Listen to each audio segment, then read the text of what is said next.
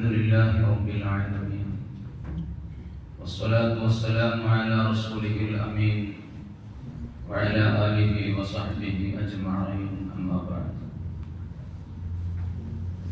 يا سيدي يا رسول الله خذ بيدي ما لي سواك ولا قلبي على أحد فأنت نور الهدى في كل كائنة وأنت سر الندى يا خير معتمد وأنت حقا غياث الخلق أجمعهم وأنت هادي الورى لله ذي المدد.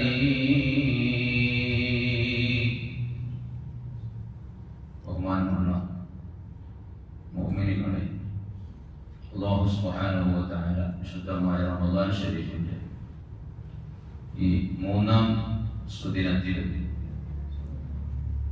നമ്മുടെ എല്ലാ പാപങ്ങളും അല്ലാഹു തആല വിട്ടുപുറത്ത് മാപ്പാക്കി തരുമാറാവട്ടെ. നമ്മുടെ നോമ്പും ഖുർആൻ പാരായണവും പ്രാർത്ഥനകളും ഒക്കെ നമ്മിൽ നിന്നെല്ലാം കബൂലാക്കുമാറാവട്ടെ.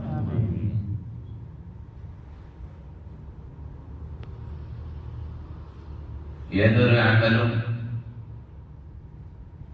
അത് സ്വീകരിക്കപ്പെടണമെങ്കിൽ അതുമായി അത്യാവശ്യമായി അറിഞ്ഞിരിക്കേണ്ട അതിന്റെ നിയമങ്ങൾ അറിയൽ നിർബന്ധമാണ്. നമുക്കറിയാം, 5 നേരത്തെ നിസ്കാരം അത് സ്വഹീഹാകണമെങ്കിൽ നിസ്കാരവുമായി ബന്ധപ്പെട്ട അതിന്റെ ശുറൂത്തുകളും ഫുറൂദുകളും അതിന്റെ മുബ്തിലാത്തുകളും എല്ലാം നാം അറിഞ്ഞിരിക്കേണ്ടതുണ്ട്. സകാത്ത് നിർവഹണം അത് കുറ്റമറ്റതാകണമെങ്കിൽ അതുമായി ബന്ധപ്പെട്ട അറിവുകൾ അനിവാര്യമാണ്. ഹജ്ജ് കർമ്മം അത് സ്വഹീഹാകണമെങ്കിൽ സ്വീകരിക്കപ്പെടണമെങ്കിൽ അതിന്റെ വിവരം നമുക്കുണ്ടായിരിക്കണം. എന്നതുപോലെ തന്നെ പരിശുദ്ധമായ റമദാൻ ശരീഫിലെ നോമ്പ് അത് നമ്മിൽ നിന്ന് സ്വീകരിക്കപ്പെടാനും അത് സ്വഹീഹാകാനും ഒക്കെ അനിവാര്യമായ അത്യാവശ്യ അറിവുകൾ, അത് നഷ്ടപ്പെട്ടു പോകുന്ന കാര്യങ്ങൾ എന്നിവയൊക്കെ നമ്മൾ അറിഞ്ഞിരിക്കൽ അനിവാര്യമാണ്. കർമ്മപരമായ കാര്യങ്ങൾ സ്വഹീഹാകാനുള്ള വിവരം നേടുക എന്നത് അത് ഫർദ് ഐനായ കാര്യമാണ്. വിശ്വാസ സംബന്ധമായ കാര്യങ്ങൾ മനസ്സിലാക്കലും ഫർദ് ഐനാണ്. അതേപോലെ സ്വഭാവ സംസ്കരണ സംബന്ധമായ അറിവുകൾ നേടലും ഫർദ് ഐനാണ്. ബഹുമാനപ്പെട്ട സൈനുദ്ദീൻ മഖ്ദൂം റളിയല്ലാഹു അൻഹു പറഞ്ഞു, വതഅല്ലമൻ ഇൽമൻ യുസഹിഹു ത്വാഅതൻ വഅഖീദതൻ വമുസക്കിയൽ ഖൽബി സ്ഖുലാ هذه الثلاثة فرض عين فاعرفا فاعمل بها تحصل نجاة واعتلا وتعلما علما يصحح طاعة. നിന്റെ ആരാധനകൾ, നിസ്കാരം, നോമ്പ്, സകാത്ത്, ഹജ്ജ് ഒക്കെ പോലെയുള്ള നിന്റെ ആരാധനകൾ സ്വഹീഹാക്കാൻ അനിവാര്യമായ അതിന്റെ അത്യാവശ്യമായ അറിവുകൾ നീ പഠിച്ചിരിക്കണം. നിന്റെ വിശ്വാസം ശരിയാക്കാൻ അനിവാര്യമായ അറിവുകളും നീ പഠിച്ചിരിക്കണം. ഹൃദയം സ്ഫുടമാക്കുന്ന, ഹൃദയം ശുദ്ധമാക്കുന്ന, ആത്മസംസ്കരണം വരുത്തുന്ന അറിവുകളും നീ പഠിച്ചിരിക്കണം. ഈ പറഞ്ഞ 3 അറിവുകൾ നേടൽ അത് ഫർദ് ഐനാണ്. മനസ്സിലാക്കണം. അത് പ്രകാരം അത് പഠിച്ച് മനസ്സിലാക്കി അത് പ്രകാരം നീ അമൽ ചെയ്യണം. എന്നാൽ എന്നാൽ നിനക്ക് രക്ഷയും ഉയർച്ചയും ഉന്നതിയും ഒക്കെ പ്രാപിക്കാൻ സാധ്യമാകും. കഴിഞ്ഞ ദിവസം, ഇന്നലെ എല്ലാം നമ്മൾ നോമ്പുമായി ബന്ധപ്പെട്ട ചുരുക്കം ചില കാര്യങ്ങൾ സംസാരിച്ചു. നോമ്പിന്റെ ഫർളുകൾ ഓർമ്മപ്പെടുത്തി, നോമ്പ് നഷ്ടപ്പെടുത്തിയാലുള്ള അതിന്റെ ഗൗരവം ഓർമ്മപ്പെടുത്തി, നോമ്പുമായി ബന്ധപ്പെട്ട ഏതാനും ചില മസ്അലകൾ മാത്രം പറഞ്ഞ് ഇന്ന് അവസാനിപ്പിക്കും. അത് നാം അറിഞ്ഞിരിക്കൽ, ഓർത്തിരിക്കൽ, മനസ്സിലാക്കിയിരിക്കൽ അനിവാര്യമാണ്. ആർക്കാണ് നോമ്പ് നിർബന്ധമെന്നും നോമ്പിന്റെ ഫർള് എന്താണെന്നുമൊക്കെ നമ്മൾ പറഞ്ഞു.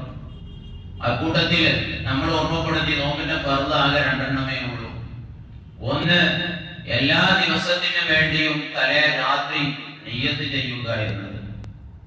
ഒരാൾ നിയ്യത്ത് ചെയ്യാൻ മറന്നുപോയാൽ, നിയ്യത്ത് ചെയ്യാൻ ഒരാൾ മറന്നുപോയി, നേരം വെളുത്തപ്പോഴാണ്, ഫജ്റായപ്പോഴാണ്, സുബഹിയുടെ ബാങ്ക് വിളിച്ചപ്പോഴാണ് ഓർമ്മ വരുന്നത്, അല്ലാഹ് ഞാൻ രാത്രിയിൽ നിയ്യത്ത് ചെയ്യാൻ മറന്നുപോയല്ലോ എന്ന്. ആ മറവി സംഭവിക്കാതിരിക്കാനാണ് നമ്മൾ ഇന്ന് ഒരു സമ്പ്രദായം നമ്മളൊക്കെ ചെയ്തു വരുന്നത്. അതായത് തറാവീഹ് നിസ്കാരം കഴിഞ്ഞ് വിത്രൊക്കെ കഴിഞ്ഞ് എല്ലാവരും കൂടി നിയ്യത്ത് ചെയ്യുക എന്നത്.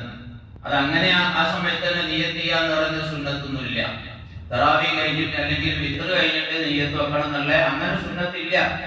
പിന്നെ അങ്ങനെ ഒരു ശരിയ ഒരു സമ്പ്രദായം നമ്മളൊക്കെ നിലനിർത്തി പോരുന്നെടുത്തുകൊണ്ടെന്ന് വെച്ചാൽ എല്ലാവരും കൂട്ടമായി ഒരുമിച്ച് അങ്ങനെ നിയ്യത്ത് ചെയ്യുമ്പോ ആ തറാവീഹ് പങ്കെടുത്ത ആളുകൾ ഒന്നായിട്ട് ചെയ്യുമ്പോ മറക്കാതിരിക്കാൻ അത് കാരണമാണ്. അല്ലാത്ത പക്ഷം ചിലപ്പോ നമ്മുടെ വീട്ടിൽ പോയി നമ്മൾ ചിലപ്പോ കിടന്നുറങ്ങി അത്താഴൊക്കെ കഴിച്ചിട്ടുണ്ടാവും, അത്താഴത്തെ സമയത്ത് എന്നിട്ട് അത്താഴൊക്കെ കഴിച്ചിട്ടുണ്ടാവും, പക്ഷെ നിയ്യത്ത് ചെയ്യാൻ മറന്നു. ഇവിടെ കൂട്ടത്തിൽ ഓർമ്മപ്പെടുത്താണ് തറാവീഹിന്റെ നിയ്യത്ത് എല്ലാവരും കൂട്ടമായി ഇമാമ് ചൊല്ലി കൊടുക്കുമ്പോൾ മഹ്മൂമികളൊക്കെ ബാക്കിലുള്ളവരൊക്കെ ഏറ്റു ചെല്ലുമ്പോൾ നമ്മുടെ മനസ്സ് തട്ടിക്കൊണ്ടായിരിക്കണം നിയ്യത്ത് ചെയ്യേണ്ടത്. ഒരു നാവുകൊണ്ട് ഇങ്ങനെ വേറെ കണ്ടോ ആലോചിച്ചുകൊണ്ട് വേറെ എന്തോ ചിന്തിച്ചുകൊണ്ട് നമ്മളിങ്ങനെ ഏറ്റിങ്ങനെ ചൊല്ലിപ്പോയാൽ അത് നിയ്യത്താകൂല. നിയ്യത്ത് എന്ന് പറഞ്ഞാൽ അത് ഹൃദയത്തിലുള്ള സംഗതിയാണ്. നിയ്യത്ത് കരുത്ത് എവിടെ നിൽക്കുന്നത്? നാവിലല്ല, അത് ഹൃദയത്തിലാണ്. നാവ് കൊണ്ട് പറയുക എന്നത് അത് സുന്നത്തായ കാര്യമാണ്. ഹൃദയത്തിലാണ് നിയ്യത്ത്. അപ്പോ ആ ഹൃദയത്തിൽ നമ്മൾ നാവ് കൊണ്ട് പറയുമ്പോൾ ഹൃദയം തട്ടിക്കൊണ്ട് ഹൃദയത്തിൽ അതിനെ കോർത്തുകൊണ്ടായിരിക്കേണ്ടതുണ്ട് അത് പറയുന്നത്, എന്നാലും നിയ്യത്താക്കുകയുള്ളൂ. അപ്പോ ഞാൻ പറഞ്ഞു വന്നത്, നിയ്യത്ത് ചെയ്യാൻ ഒരാൾ മറന്നുപോയാൽ, ഒരാള് ഇങ്ങനെ തറാവീഹ് നിയ്യത്ത് ചെയ്തിട്ടില്ല, സ്വന്തമായി നിയ്യത്ത് ചെയ്യാൻ കരുതിയതാണ്, അങ്ങനെ പിന്നീട് അവൻ നിയ്യത്ത് ചെയ്യാൻ മറന്നുപോയി, നേരം പുലർന്നുപോയി, എന്ത് ചെയ്യും? നേരം പുലർന്നുപോയി എന്ത് ചെയ്യും? അവൻ നോമ്പുകാരനെ പോലെ, ഒരു നോമ്പെടുത്താൽ എങ്ങനെയാണോ അതേപോലെ നോമ്പുകാരനെ പോലെ തന്നെ വൈകുന്നേരം വരെ അവൻ കഴിച്ചുകൂട്ടൽ അവന് നിർബന്ധമാണ്. ഞാൻ നിയ്യത്ത് ചെയ്യാൻ മറന്നുപോയി, എനിക്കൊന്ന് നോമ്പില്ല എന്ന് കരുതി അവന് യാതൊരു ഇളവുമില്ല. അന്നപാനീയങ്ങൾ കുടിക്കാനോ കഴിക്കാനോ ഒന്നും അവന് പാടില്ല, മറ്റൊന്നും പാടില്ല. നോമ്പുകാരെ പോലെ തന്നെ ഇംസാക്ക് ചെയ്യൽ അവന് നിർബന്ധമാണ്. റമദാൻ കഴിഞ്ഞ് ഈ ദിവസം അവൻ ഖളാ വീട്ടലും അവന് നിർബന്ധമാണ്. അതേപോലെ തന്നെ അബദ്ധം സംഭവിച്ച ആളുകളുണ്ടാവും. അതായത് എങ്ങനെ അബദ്ധം സംഭവിക്കാം? ഫജ്റിന്റെ നേരത്തും അബദ്ധം സംഭവിക്കാം, അതേപോലെ അസമയത്തിന്റെ സമയത്തും അബദ്ധം സംഭവിക്കാം, വലത്ത് സംഭവിക്കാം എന്നാ പറയാം. അതായത് ഫജ്ർ ആയിട്ടില്ല എന്ന് കരുതി നല്ല ഉഷാറായി ഭക്ഷണം അങ്ങനെ കഴിച്ചുകൊണ്ടിരിക്കുക, നല്ല ഭക്ഷണം അങ്ങനെ ഭക്ഷണം കഴിച്ച് കഴിഞ്ഞാല് മനസ്സിലായത് പടച്ചോനെ ഞാനിപ്പോ ഈ ഭക്ഷണം കഴിച്ചതൊക്കെ ഇപ്പോ ഫജ്റിന്റെ സമയം വിട്ടു കടന്നതിന് ശേഷമാണ് എന്ന് അവന്റെ ധാരണ തെറ്റിപ്പോയതാണ്. അവൻ അന്ന് നോമ്പില്ല, അവൻ നോമ്പുകാരനെ പോലെ തന്നെ ഇംസാക്ക് ചെയ്ത് നിൽക്കണം, പിന്നീട് അവൻ ഖളാ വീട്ടണം. അതേപോലെ തന്നെ മഗ്‌രിബിന്റെ നേരത്തും ഉറൂബിന്റെ നേരത്തും ഇത് സംഭവിക്കാം. അതായത് ഉറൂബായിട്ടുണ്ട് എന്ന് കരുതിയിട്ട് അസമയത്തിന് സമയം ആയിട്ടുണ്ട്, വാങ്ങൊന്നും കേൾക്കാത്ത സ്ഥലത്താണ് അവൻ ഉള്ളതെന്ന് സങ്കല്പിക്കുക. അവന്റെ കയ്യിൽ സമയത്തിന്റെ അറിയാനുള്ള മാർഗമൊന്നും ഇല്ല. അവനൊരു നിഗമനം വെച്ചിട്ട് അവൻ സമയമായിട്ടുണ്ട്, ഉറൂബായിട്ടുണ്ട് എന്ന് വിചാരിച്ച് കരുതി അവൻ എന്ത് ചെയ്തു? നോമ്പ് തുറന്ന് പിന്നെയാ അവന് മനസ്സിലാക്കാൻ കഴിഞ്ഞത്, ആരോ പറഞ്ഞിട്ടോ അതല്ലെങ്കിൽ വേറെന്തെങ്കിലും അടയാളത്തിലൂടെയോ അവന് മനസ്സിലാക്കാൻ കഴിഞ്ഞു, ഇപ്പോഴേ ആകുന്നുള്ളൂ ഉറൂബ്, നോമ്പ് തുറക്കാനുള്ള സമയം ഇപ്പൊ ആയിട്ടുള്ളൂ എന്ന്. എന്നാൽ അവന്റെ നോമ്പ് അവന് നഷ്ടമായി പോയി, അവന്റെ ദിവസം ഖളാ വീട്ടേണ്ടതുണ്ട്. ഇതൊക്കെ നാം അറിയേണ്ട, മനസ്സിലാക്കേണ്ട കാര്യങ്ങളാണ്. നോമ്പ് ഖളാ വീട്ടൽ നിർബന്ധമാണ്. എന്നാൽ അതേപോലെ ഈ നോമ്പ് നഷ്ടപ്പെട്ട ആള്, നഷ്ടപ്പെടുത്തിയ ആള്, ബോധപൂർവം നോമ്പ് ഒഴിവാക്കിയ ആള്, ഒരാൾ കാരണമില്ലാതെ നോമ്പ് ഒഴിവാക്കി, എന്നാലും ഒക്കെ തന്നെയാ, ഒരു കാരണമില്ല, മടിയനായിട്ട് നോമ്പ് ഒഴിവാക്കി, അതുകൊണ്ട് ഏതാ ഞാൻ നോറ്റിട്ടില്ലല്ലോ എനിക്ക് ഞാൻ വെള്ളം കുടിക്കട്ടെ, അല്ലെങ്കിൽ ചായ കുടിക്കട്ടെ, അല്ലെങ്കിൽ ഞാൻ ഇത് ഭക്ഷണം കഴിക്കട്ടെ എന്ന് കരുതി കഴിക്കലൊന്നും ഹറാമാണ്. നോമ്പുകാരനെ പോലെ തന്നെ നിൽക്കുക എന്നത് അവന് നിർബന്ധമാണ്. പിന്നെ ഖളാ വീട്ടും വേണം. പിന്നെ വേണ്ടാത്ത പണിക്ക് ആദ്യം നിന്ന് നിൽക്കാതിരിക്കുക നല്ലത്. ഇവന്റെ പണി ഒരുപാട് ഓവർ പണി വരിക ചെയ്യുന്നത്. മാത്രമല്ല അവൻ കുറ്റക്കാരനാക്കുകയും ഹറാമ് ചെയ്തു, അവൻ കുറ്റക്കാരനാക്കുകയും ചെയ്യുന്നു.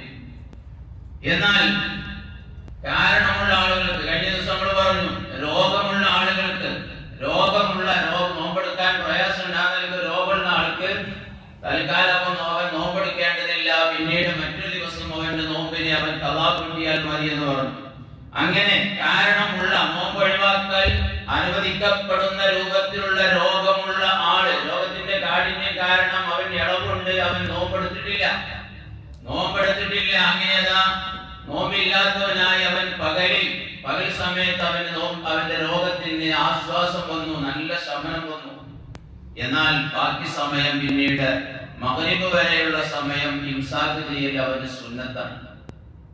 അവന്റെ രോഗത്തിന് നല്ല ആശ്വാസം വന്നു, ശമനം വന്നു, ഒരു ബുദ്ധിമുട്ടില്ല, കാര്യമായ ബുദ്ധിമുട്ടില്ല. എന്നാൽ നോമ്പുകാരനെ പോലെ തന്നെ മഗ്‌രിബ് വരെയുള്ള സമയം ആചരിക്കൽ അവന്റെ സുന്നത്താണ്. അതേസമയം ഒരാള് നോമ്പ് ഒഴിവാക്കാൻ പറ്റിയ രൂപത്തിലുള്ള രോഗമുണ്ട്, ബുദ്ധിമുട്ടുണ്ട്, എന്നിട്ട് അവൻ ആ ബുദ്ധിമുട്ട് സഹിച്ചുകൊണ്ട് നോമ്പെടുത്തു. ഏതാ റമദാനിലെ നോമ്പല്ലേ, എങ്ങനെയെങ്കിലും റമദാനിനെ എടുത്തു കിട്ടിയാൽ നോൽക്കാൻ കഴിഞ്ഞാൽ അതാണല്ലോ നല്ലത് എന്ന് മനസ്സിലാക്കിയിട്ട് രോഗത്തിന്റെ കാഠിന്യവും പ്രയാസവും ബുദ്ധിമുട്ടൊക്കെ ഉണ്ട്, അത് തരണം ചെയ്തുകൊണ്ട് നോമ്പെടുത്തു. അവന് നോമ്പ് നിർബന്ധമില്ലായിരുന്നു, അവൻ നോമ്പെടുത്തു. അങ്ങനെ പകലിൽ 10 മണിയായപ്പോയോ അല്ലെങ്കിൽ ഉച്ചയായപ്പോയോ അവന്റെ രോഗത്തിന് നല്ല ആശ്വാസം വന്നു. ബുദ്ധിമുട്ട് സഹിച്ചവൻ നോമ്പെടുത്തു, അവൻ രോഗത്തിന് നല്ല ആശ്വാസം വന്നു. എന്നാൽ ബാക്കിയുള്ള സമയം അവൻ നോമ്പ് പൂർത്തിയാക്കൽ അവന് നിർബന്ധമാണ്. അതേസമയം വരെ അവന് നിർബന്ധമില്ലായിരുന്നു. നിർബന്ധമില്ലാതെ നോമ്പെടുത്ത മനുഷ്യൻ രോഗത്തിന്റെ കാഠിന്യം കുറഞ്ഞാൽ ആ നോമ്പ് പൂർത്തിയാക്കൽ പിന്നെ അവന് നിർബന്ധവുമാണ്. ഇതൊക്കെ നമ്മൾ മനസ്സിലാക്കേണ്ട അനിവാര്യമായ മസലകളാണ്. അതേപോലെ ഇനി നോമ്പ് മുറിക്കൽ നിർബന്ധമായ ചില സാഹചര്യങ്ങളുണ്ട്. മുറിക്കൽ നിർബന്ധമായ നോമ്പെടുത്തു എന്നാൽ മുറിക്കൽ, ആ നോമ്പ് ഒഴിവാക്കൽ അവന് നിർബന്ധമായ ചില സാഹചര്യങ്ങൾ.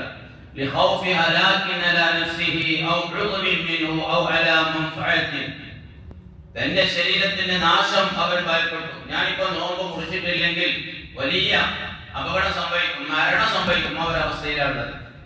അതല്ലെങ്കിൽ തന്നെ ഒരു അവയവത്തിന് ഇപ്പൊ ഞാൻ നോമ്പ് ഒഴിവാക്കിയില്ലെങ്കിൽ നാശം സംഭവിക്കും, അല്ലെങ്കിൽ ഒരു അവയവത്തിന് കൊണ്ടുള്ള ഉപകാരം അത് നഷ്ടപ്പെടും. അതിന്റെ നമ്മുടെ ഉദാഹരണത്തിന് നമ്മുടെ ആന്തരികമായ അവയവങ്ങൾ, കിഡ്നി സംബന്ധമായോ ഹാർട്ട് സംബന്ധമായോ അതല്ലെങ്കിൽ അതുപോലുള്ള ആന്തരികമായ അവയവങ്ങൾക്ക് ഇപ്പൊ നോമ്പ് മുറിച്ച് മരുന്ന് കഴിച്ചിട്ടില്ലെങ്കിൽ, ഭക്ഷണം കഴിച്ചിട്ടില്ലെങ്കിൽ, അതല്ലെങ്കിൽ വെള്ളം കുടിച്ചിട്ടില്ലെങ്കിൽ ആ അവയവത്തിന് അപകടം സംഭവിക്കും, വലിയ അപകടം നേരിടേണ്ടി വരും എന്ന് മനസ്സിലാക്കിയാൽ നോമ്പല്ലേ എന്ന് കരുതി നിൽക്കാൻ പറ്റുകയില്ല. അവിടെ അവന്റെ ആരോഗ്യം തിരിച്ചു കിട്ടലാണ് പ്രധാനം. അതുകൊണ്ട് അവൻ നോമ്പ് ഒഴിവാക്കൽ, മുറിക്കൽ അവന് നിർബന്ധമാണ്. അതേപോലെ ആദരിക്കപ്പെടുന്ന ഒരു ജീവിയെ രക്ഷിക്കാൻ വേണ്ടി നോമ്പ് മുറിക്കലും നമുക്ക് നിർബന്ധമാണ്. നോമ്പെടുത്ത ആള് വെള്ളത്തിൽ മുങ്ങി കുടിക്കാൻ പാടില്ലല്ലോ, നമുക്കറിയാം. നോമ്പെടുത്ത ആള് വെള്ളത്തിൽ മുങ്ങി കുടിക്കാൻ പാടില്ല, കുളത്തിൽ ചാടാൻ പാടില്ല, തോട്ടിൽ ചാടാൻ പാടില്ല. കാരണം എന്താ? അവന്റെ ചുവട്ടിലൂടെയോ വായിലൂടെയോ ഒക്കെ വെള്ളം ഉള്ളിലേക്ക് പ്രവേശിച്ചാൽ അവന്റെ നോമ്പ് മുറിഞ്ഞു പോകും. എന്നാൽ നോമ്പെടുത്ത മനുഷ്യന് തോട്ടിന്റെ കരയിൽ നിൽക്കുമ്പോൾ അവൻ കാണുകയാണ്, അല്ലെങ്കിൽ കിണറ്റിലെ ഒരു ആട് വീണത് അവൻ കാണുകയാണ്, അല്ലെങ്കിൽ തോട്ടിൽ ആട് വീണത് അവൻ കാണുകയാണ്. ആടിനെ രക്ഷപ്പെടുത്തിയിട്ടില്ലെങ്കിൽ ആടിപ്പോ മുങ്ങിച്ചാവും. ആദരിക്കപ്പെടുന്ന ജീവിയാണ് ആട്, അല്ലെങ്കിൽ ഒരു പശു. അത് ഇപ്പോ നാശത്തിന് വിധേയമാകും ഞാൻ രക്ഷപ്പെടുത്തിയിട്ടില്ലെങ്കിൽ എന്ന് കണ്ടാൽ ഞാൻ നോമ്പുകാരനാണ്, എനിക്കിപ്പോ വെള്ളത്തിൽ ചാടാൻ പറ്റില്ല എന്ന് കരുതി അവൻ പഠിച്ചു നിൽക്കല്ല വേണ്ടത്. അവന്റെ നോമ്പ് മുറിഞ്ഞാലും വേണ്ടിയില്ല, അവൻ ആ മൃഗത്തെ, ആദരിക്കപ്പെടുന്ന ജീവിയെ രക്ഷപ്പെടുത്തൽ അവന് നിർബന്ധമാണ്. അതിനു വേണ്ടി അവന് നോമ്പ് മുറിക്കാം അവന്.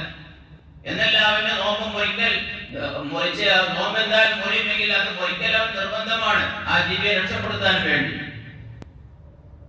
അതേപോലെ നമ്മൾ മനസ്സിലാക്കേണ്ട കാര്യങ്ങളാണ് നോമ്പ് ബാത്തിലാക്കുന്ന, നമ്മുടെ നോമ്പ് മുറിച്ചു കളയുന്ന കാര്യങ്ങൾ. നോമ്പ് മുറിക്കുന്ന കാര്യങ്ങൾ നമ്മൾ മദ്രസയിൽ നോക്കി നമ്മൾ എണ്ണിപ്പോരുന്നത്, നമ്മൾ പഠിച്ചു പോരുന്ന കാര്യങ്ങൾ 4 കാര്യങ്ങളാണ്. ഒന്ന് അൽ ജിമാ, രണ്ട് വൽ ഇസ്തിംനാ, മൂന്ന് അൽ ഇസ്തിഖാ, നാല് വദുഖൂലു ഐനിൻ ജൗഫ. ഒന്നാമത്തേത് ലൈംഗിക ബന്ധത്തിൽ ഏർപ്പെടുക എന്നത്. നോമ്പുകാരൻ റമദാൻ മാസത്തിലെ നോമ്പിനെ ലൈംഗിക ബന്ധങ്ങളെ കൊണ്ട് ഒരാൾ നഷ്ടപ്പെടുത്തിയാൽ കുറ്റക്കാരനാണെന്ന് മാത്രമല്ല, ആ നോമ്പ് അവൻ നഷ്ടപ്പെടുത്തിയതിന്റെ പേരിൽ, ലൈംഗിക ബന്ധം കൊണ്ട് നഷ്ടപ്പെടുത്തിയതിന്റെ പേരിൽ ഈ നോമ്പ് പിന്നീട് ഖളാ കിട്ടിയാലും പോരാ, കഫാറത്ത് പ്രായശ്ചിത്തം ചെയ്യൽ കൂടി അവന് നിർബന്ധമായിട്ടുണ്ട്. അതായത് ഒരു അടിമ സ്ത്രീയെ മോചിപ്പിക്കുക, അതിന് കഴിയുമെങ്കിൽ തുടർച്ചയായി 2 മാസം നോമ്പെടുക്കുക. ദിവസം കുറഞ്ഞായ തക്കത്ത് പിന്നെ തുടങ്ങേണ്ടി വരും. 2 മാസം തുടർച്ചയായിട്ട് നോമ്പെടുക്കുക. അല്ലെങ്കിൽ 60 മിസ്കീന്മാർക്ക് ഓരോരുത്തർക്ക് ഓരോ മുദ്ദ വീതം 60 മിസ്കീന്മാർക്ക് ഭക്ഷണം നൽകുക എന്നാണ്.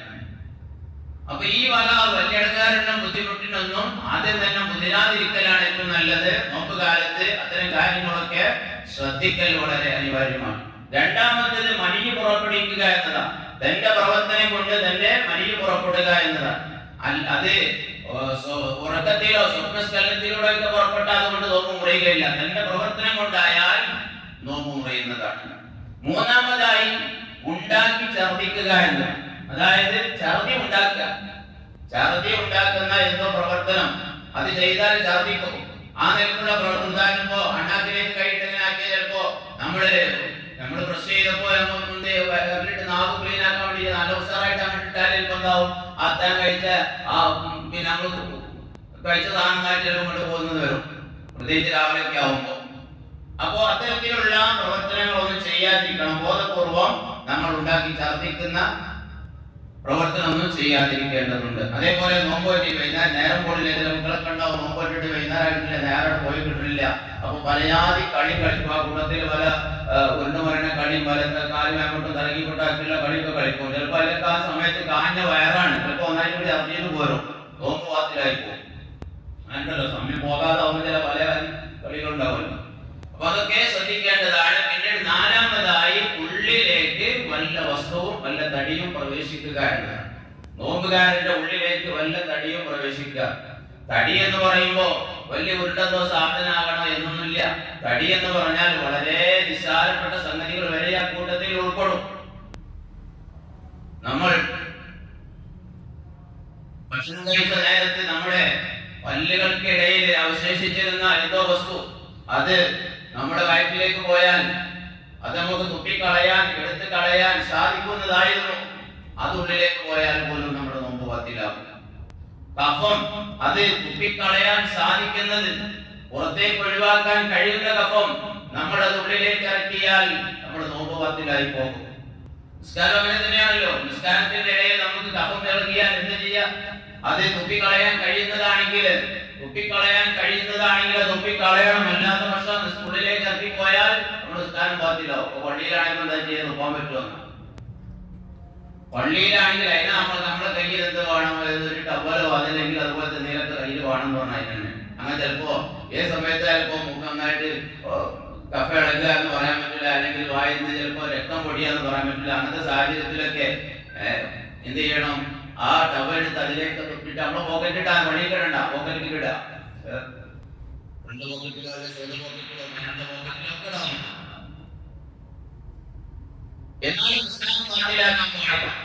അതേപോലെ തന്നെ നോമ്പ് വാത്തിലായി പോകും. ഈ പറഞ്ഞ കാര്യങ്ങളൊക്കെ അറിഞ്ഞുകൊണ്ടും ബോധപൂർവവും സ്വയഷ്ടപ്രകാരം ചെയ്തതാണെങ്കിൽ മാത്രമേ നോമ്പ് വാത്തിലാക്കുള്ളൂ. നമ്മൾ പറഞ്ഞു ഉള്ളിലേക്ക് വല്ലതും പ്രവേശിച്ചാൽ നോമ്പ് മുറി വാത്തിലാവെന്ന് പറഞ്ഞു. ഒരാള് ഭക്ഷണം കഴിച്ചു, വയറ് നിറച്ച് ഭക്ഷണം കഴിച്ചാലേ എന്താ സംഭവിച്ചു, ഞാൻ നോമ്പ് വെച്ചില്ലല്ലോ. അപ്പൊ ഒന്നാമത്തെ നോമ്പൊക്കെ സാധാരണ പോയിക്കോളും. നന്നാക്കി അടിച്ചിട്ടുണ്ട്, അടിച്ചാലേ മനസ്സിലാക്കണം ഓർമ്മ വന്നത്. കിട്ടിയ ലാഭം. നോമ്പിന് കുഴപ്പമില്ല. കാരണം മറന്നു ചെയ്തതാ, ഓർമ്മനില്ല. നോമ്പിന്റെ ഓർമ്മനില്ല.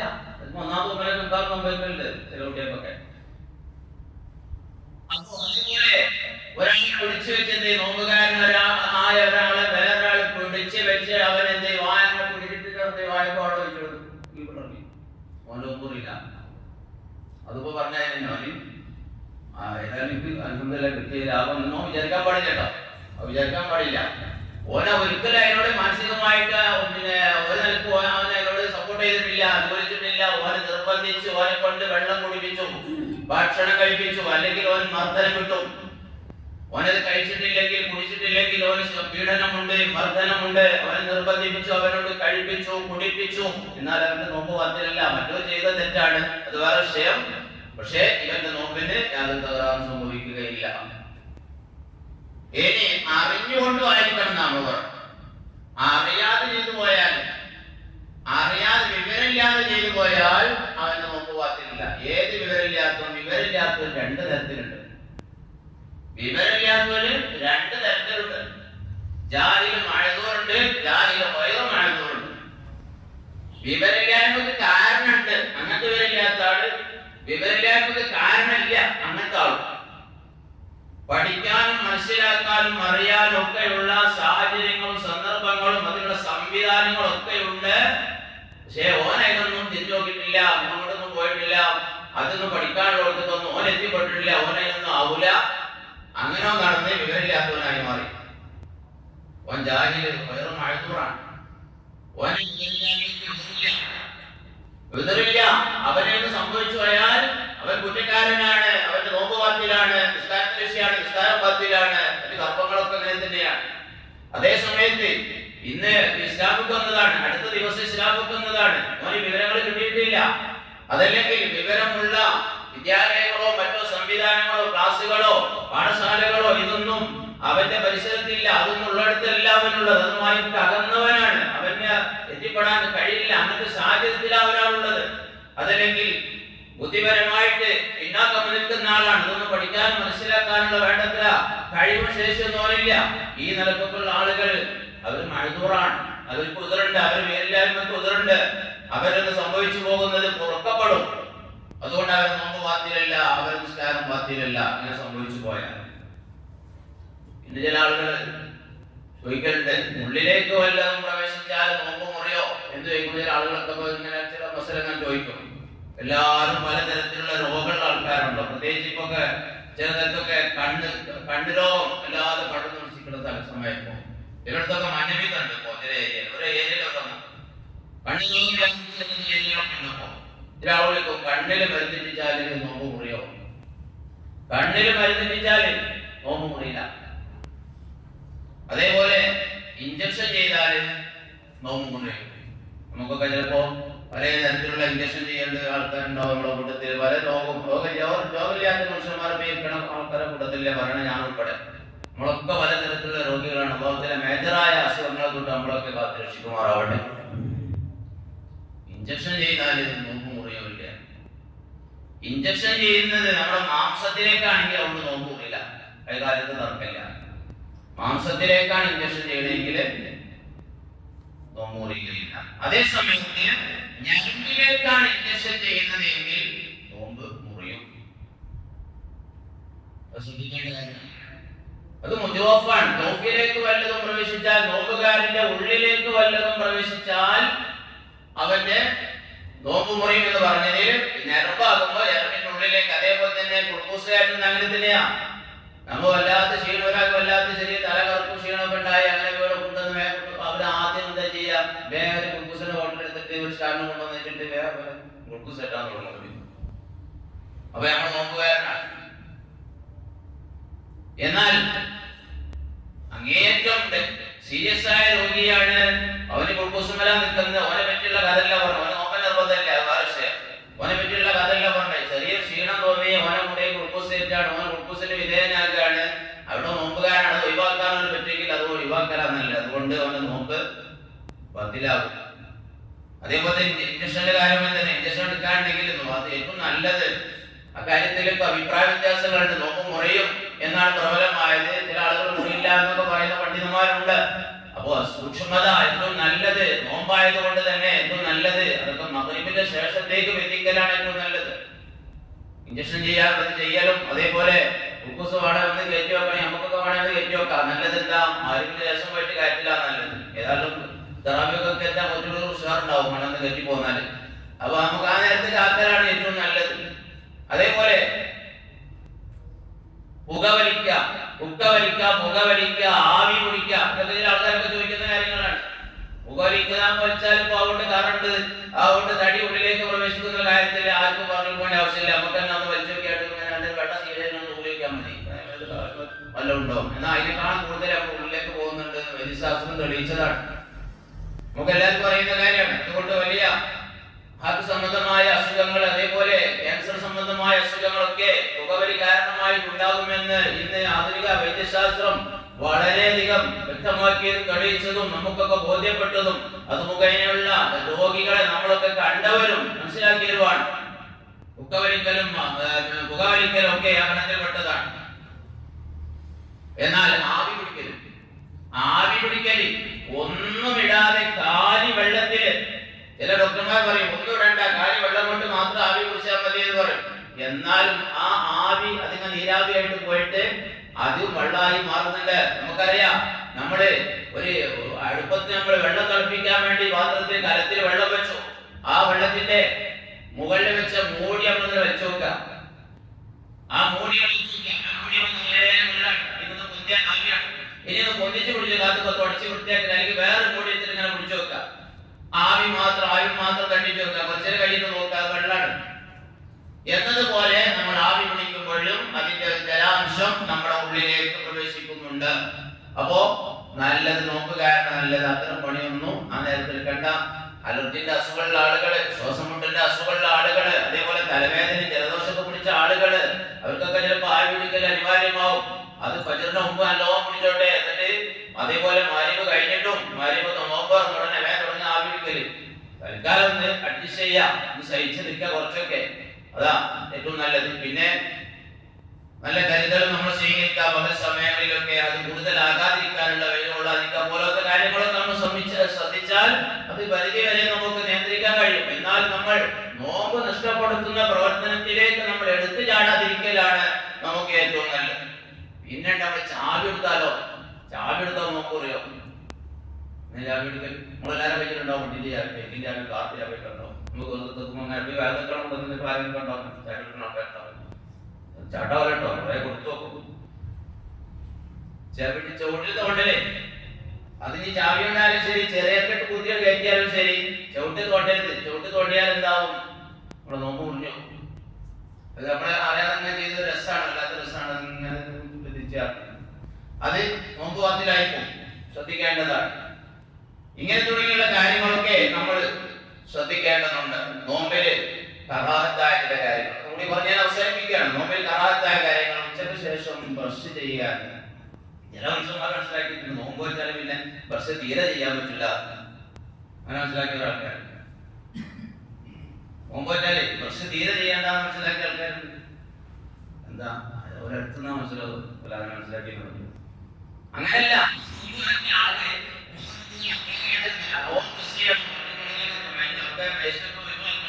പിന്നെ നമ്മള് പൊതുവിന് വേണ്ടി ബ്രഷ് ചെയ്യണം, നിസ്കാരത്തിന് വേണ്ടി ബ്രഷ് ചെയ്യണം, കഴിഞ്ഞ് ഒച്ച ചെയ്യണം, കടന്നു പറഞ്ഞാൽ നല്ലോണം ബ്രഷ് ചെയ്യണം. അങ്ങനെ പിന്നെ ളുഹ്റ് വരെ ഓന് ബ്രഷ് ചെയ്യൽ സുന്നത്ത് തന്നെയാണ്. ളുഹ്റ് വരെ ബ്രഷ് ചെയ്യൽ സുന്നത്താണ്. ളുഹ്റിന്റെ ശേഷം പിന്നെ മഗ്‌രിബ് വരെയുള്ള സമയത്ത് കാരണമില്ലാതെ ബ്രഷ് ചെയ്യൽ കറാഹത്താണ്. കാരണമുണ്ടെങ്കിൽ കറാഹത്തില്ല. ഇപ്പൊ വായനാറ്റും അതല്ലെങ്കിൽ ളുഹറിന്റെ ശേഷം നമ്മൾ സ്വാഭാവികം ആരും ഉറങ്ങിപ്പോകും. അതായത് നല്ല ചൂടും ഒക്കെ ഉള്ള സമയമാണല്ലോ. നമ്മൾ ളുഹ്റ് വരെ പല വൈക്കും നീങ്ങി പോയ ആളുകളാണ്, പല വൈക്കും യാത്ര ചെയ്തവരും പല ശോകമായിട്ട് അങ്ങോട്ടും ഇങ്ങോട്ടൊക്കെ പോയ ആളുകളാണ്. ളുഹ്റ് കഴിഞ്ഞിട്ടാണ് നേരം കടുക്കാനും തന്നെ എന്ത് ചെയ്തിട്ടാണ് കുറെ ആൾക്കാരുണ്ടാവും. എന്നാൽ അവർ ഉറങ്ങിക്കഴിഞ്ഞാൽ നമ്മൾ വായനാറ്റുണ്ടാവും. അപ്പൊ അവൻ ബ്രഷ് ചെയ്യുന്നതിന് കറാഹത്തില്ല. അല്ലെങ്കിൽ വായ രക്തം പൊടിഞ്ഞു വായ വൃത്തികേടായി ബ്രഷ് ചെയ്യൽ കറാഹത്തില്ല. കാരണമില്ലാതെ ഉച്ചയ്ക്ക് ശേഷം ബ്രഷ് ചെയ്യുക എന്നത് അവന് കറാഹത്താണ്.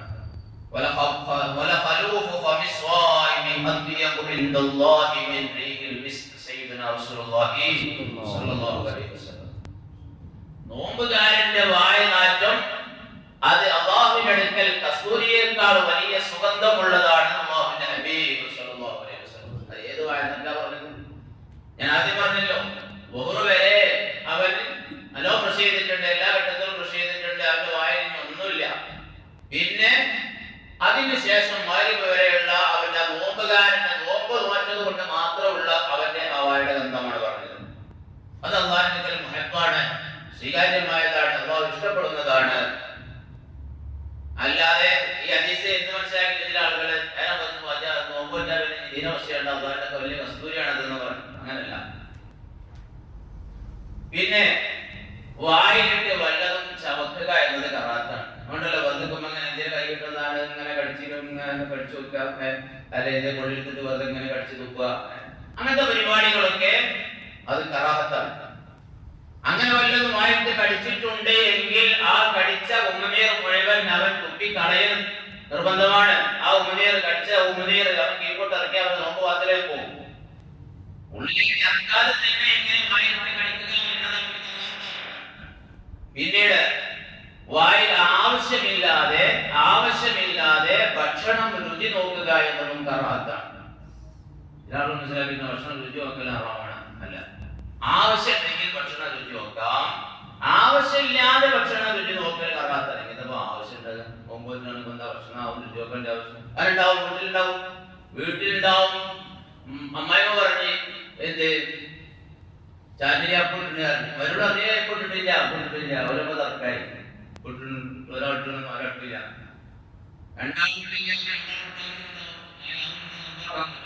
കൂട്ടാൻ പറ്റില്ല. അപ്പൊ എന്ത് ചെയ്യാ? ആ തർക്കം വന്ന സമയത്ത് എന്ത് ചെയ്യാ? വേറെ ആള് നോമ്പോറ്റാത്ത വേറെ ആരും തുടരില്ല. എല്ലാവരും ഉള്ളവരൊക്കെ നോമ്പോറ്റവരാണ്. എന്താ ചെയ്യാ? നാവിന്റെ തലക്കളൊന്ന് വെച്ച് നോക്കിയാൽ അതിൽ ഒപ്പിട്ടണോ ഇല്ലെന്ന് അറിയാം. വലിയ കേസ് തുപ്പി വൃത്തിയാക്കിയാൽ മതി. ആ ആവശ്യത്തിന് വേണ്ടി ഭക്ഷണം ടേസ്റ്റ് നോക്കിയതാണ്. അതേപോലെ മനസ്സാര വെക്കുന്ന കാര്യം അങ്ങനെ തന്നെയാണ്. അല്ലാതെ വെറുതെ രുചി നോക്കാൻ പാടില്ല. ആവശ്യമില്ലാതെ രുചി നോക്കാൻ പാടില്ല. ആവശ്യമുണ്ടെങ്കിൽ കറാത്തില്ല. സുഗന്ധദ്രവ്യം ഉപയോഗിക്കൽ, പകൽ സമയങ്ങളിൽ സുഗന്ധദ്രവ്യങ്ങളൊക്കെ ഉപയോഗിക്കലെല്ലാം കറാത്താണ്. ഫജ്റിന്റെ വേള അത്താഴ സമയത്ത്, ഫജ്റിന്റെ മുമ്പ് അത്താഴ സമയത്ത് അത് സുന്നത്താണെന്ന് എനിക്ക് കിതാബിൽ പറയുന്നത്. പിന്നെ നേരത്തെ പറഞ്ഞു വെള്ളത്തിൽ മുങ്ങൽ കറാഹത്താണ്. വായിൽ വെള്ളം കൊപ്പിടിക്കലും മൂക്കിൽ വെള്ളം കയറ്റി ചീറ്റലും ഇതൊക്കെ ഉദൂർക്കുമ്പോൾ സുന്നത്തുള്ള കാര്യമാണല്ലോ. അത് അമിതമായി ചെയ്യൽ കറാഹത്താണ്. നമ്മൾ പാകത്തിന് വെള്ളം കയ്യിൽ എടുത്ത് വായിൽ വെള്ളം കൊപ്പിടിച്ചു മൂക്കിൽ വെള്ളം കയറ്റിച്ചു, അതും 3 പ്രാവശ്യത്തിൽ കൂടുതലാകാതെ. അതിന്റെ ഇടയ്ക്ക് വെള്ളം ഉള്ളിലേക്ക് അറിയാതെ പോയാൽ നോമ്പ് ബാത്തിലാക്കുകയില്ല. അമിതമായാൽ നോമ്പ് ബാത്തിലേക്ക് പോകും. കാരണം ഈ കറാത്ത അമിത ആക്കുക എന്ന് പറയുന്നത് കറാത്ത സംഗതിയാണ്. ആ കറാത്ത അവൻ ചെയ്തു, അതിൽ വെള്ളം ഉള്ളിലേക്ക് പോയാൽ അവൻ നോമ്പ് ബാത്തിലാവും. കാരണം പാടില്ലാത്ത കറാത്ത് വെച്ചാൽ എന്തിനാ? അത് ഒരു അനാമതിലൂടെ നോമ്പ് ബാത്തിലാകുന്ന കാര്യം വരാൻ സാധ്യത ഉണ്ട് എന്നതിന് പേരില്ല. കയ്യിൽ പാകത്തിനല്ലാതെ കയ്യിൽ നിറച്ചു വെള്ളത്തിൽ വായിൽ നിറച്ചു വെള്ളം കൊണ്ടാൽ ഉള്ളിലേക്ക് പോകാൻ സാധ്യത കൂടുതലാണ്. അങ്ങനെ വെള്ളം പോയാൽ അവന് നോമ്പ് ബാത്തിലാണ്. 3 പ്രാവശ്യമല്ലേ സുന്നത്തുള്ളൂ, 3-ൽ അധികമാക്കൽ കറാത്താണ്. അങ്ങനെ അതും അമിതമാക്കാന്ന് പറഞ്ഞിട്ടുണ്ട്. അപ്പൊ ഇത്തരം കാര്യങ്ങളൊക്കെ നമ്മൾ ശ്രദ്ധിക്കേണ്ടതുണ്ട്. നോമ്പിന്റെ സുന്നത്തുകൾ പറഞ്ഞിട്ടില്ല.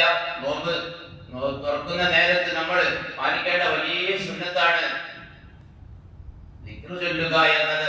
ആ ദിക്റിന് വലിയ മഹത്വമുണ്ട്, വലിയ പ്രത്യേകത ഉണ്ട്. ഞാൻ എനിക്ക് വേണ്ടി നോമ്പെടുത്തു, നിന്റെ അന്നത്തിന്റെ പേരിൽ ഞാനിതാ അല്ലാഹുവേ നോമ്പ് തുറക്കുന്നു. എത്ര സന്തോഷമാണ് അള്ളാഹ്ക്ക് നമ്മുടെ നേരത്ത്. ഇത് നമ്മള് വെട്ടിയാട് പൊട്ടിയാലേ വാപ്പാട് കൊടുത്താൽ ഉടനെ നമ്മള് പിന്നെ എവിടെ വെള്ളം എവിടെ മറ്റേതോടെ ജ്യൂസോടെ മറ്റേതോടെ ജഗ പോകേണ്ട ഇതില്ല. അവിടെ ഈ ദിക്റൊന്നെല്ലാം നമുക്ക് യാതൊരു കഴിവില്ല, ആ ഓർമ്മയില്ല. അത് എന്റെ കൂട്ടത്തിൽ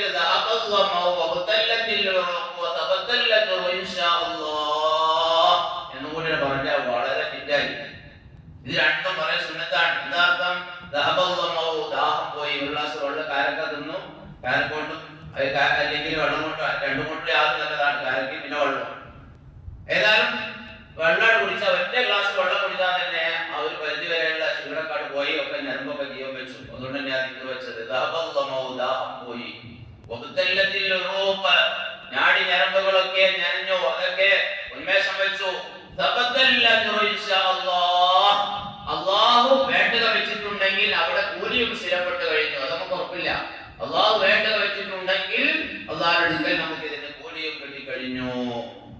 ഇത് പറയണ്ടേ? ഇതിന്റെ അർത്ഥം അറിയിച്ചാൽ നമുക്ക് പറയണ്ടേ? സെക്കൻഡുകളാണ് വേണ്ടത്. നഷ്ടപ്പെടുത്താതിരുന്നാൽ നമ്മൾ വലിയ ഭാഗ്യവാന്മാർ. ആർത്തിയുടെ പേരിൽ നമ്മൾ ഇത് നഷ്ടപ്പെടുത്തി കഴിഞ്ഞാൽ വലിയ നഷ്ടം സംഭവിച്ചവരാണ് നമ്മൾ. അല്ലാഹു തആല ഹക്ക് പോലെ അല്ലാഹു കൽപ്പിച്ച ഹക്ക് പോലെ റസൂലുള്ളാഹി തങ്ങൾ പഠിപ്പിച്ച സുന്നത്തുകൾക്ക് പാലിച്ചുകൊണ്ട് ആദാബുകൾക്ക് പാലിച്ചുകൊണ്ട് നോമ്പെടുക്കുന്ന മുഅ്മിനീങ്ങളിൽ അല്ലാഹു തആല നമ്മെ ഉൾപ്പെടുത്തട്ടെ. യഥാർത്ഥ സ്വാലിഹീങ്ങളുടെ കൂട്ടത്തിൽ അല്ലാഹു നമ്മെയൊക്കെ സ്വീകരിക്കുമാറാവട്ടെ. റഹ്മാനുറഹീമായ റബ്ബേ, നല്ല കാര്യങ്ങൾ മനസ്സിലാക്കാൻ ജീവിതത്തിൽ അതൊക്കെ പ്രാവർത്തികമാക്കാൻ ഞങ്ങൾക്കെല്ലാം നീ തൗഫീഖ് പ്രദാനം ചെയ്യണേ അല്ലാഹ്. ഞങ്ങളുടെ നോമ്പുകളും ഖുർആൻ പാരായണവും തറാവീഹ് നിസ്കാരവും മറ്റെല്ലാ ഇഴ്തികാഫ് അടക്കമുള്ള എല്ലാ അമലും ഞങ്ങളിൽ നിന്ന് നീ കബൂലാക്കണേ അല്ലാഹ്. അല്ലാഹുവേ, എല്ലാ അമലിനും വലിയ പ്രതിഫലം നീ ഞങ്ങൾക്ക് നൽകണേ അല്ലാഹ്.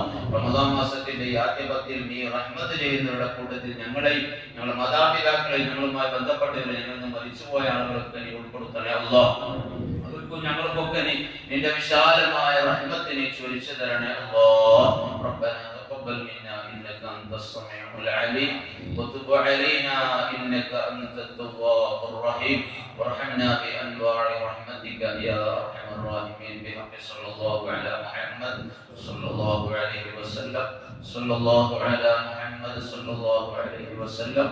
اللهم صل على محمد يا رب صل عليه وسلم صل على جميع الأنبياء والمرسلين.